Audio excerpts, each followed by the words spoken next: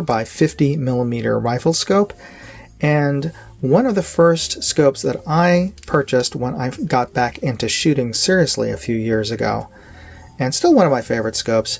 It is one of Vortex's most affordable scopes, chiefly because it doesn't have with my naked eye, maybe just a little bit of purple fringe with a camera here at the edge of the scope image. You can see just that bare hint of it in the shadows of the tree branches and tree trunks as they meet the sky there. And as we increase magnification, we are just have a lot of the bells and whistles that their more premium scopes do. Chiefly, it does not have an illuminated reticle for one. This turret is only for your parallax focus, but the parallax does go down to 10 yards, so this makes it useful, increasing all the faults in the glass. So let's take a look at it at halfway, about 12 power now.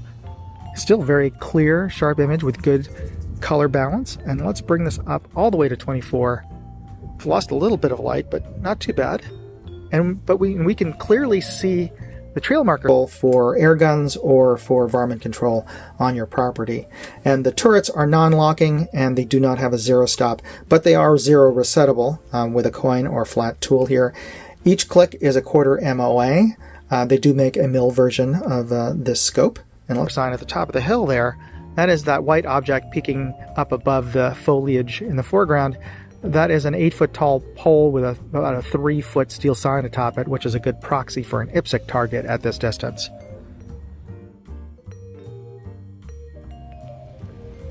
We're at the... Let's just take a listen. Audible and tactile positive, though a fair bit of slop before each indexing, but each index click is definite. And our windage... Maybe range, looking at our targets at 100 yards at the scope's lowest power of 6. And now would be a good opportunity for me to check out our range of adjustments here. Let's start with our elevation. And that is the top. Let's bring this down. Not quite as loud, but still audible and tactile positive, and also a fair bit of slop. But clear clicking indexes on these, and I do like the knurling on the control surfaces. You're seeing a little bit of the eye box there, and that is the bottom. Okay, let's recenter this turret to 0. Now let's check out our windage, and that is the very rightmost here. Our magnification ring turns smoothly.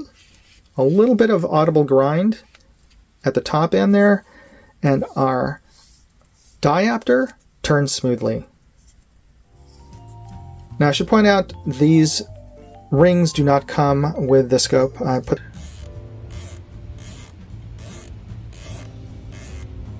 And that is the very leftmost. No dead clicks. All right, let's reset this one to 0 on the turret as well. Now let's bring up our magnification about halfway to 12 power. These loophole rings on later. None of Vortex's scopes come with rings as far as I know, so yeah, that's not something you should expect on yours. But overall, still one of my favorite scopes to use.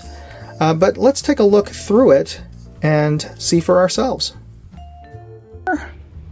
This is where we usually will be sitting with our scope around 12 or 16. Now let's bring it all the way up to 24 power. Let's do a box test. Let's start with a full rotation of our elevation turret. Oh, a little past that. All right, and a full rotation on our windage.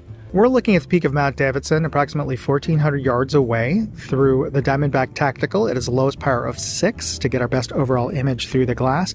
And the image is very bright, clear, and sharp. In fact, I'm seeing very little, if any, chromatic aberration.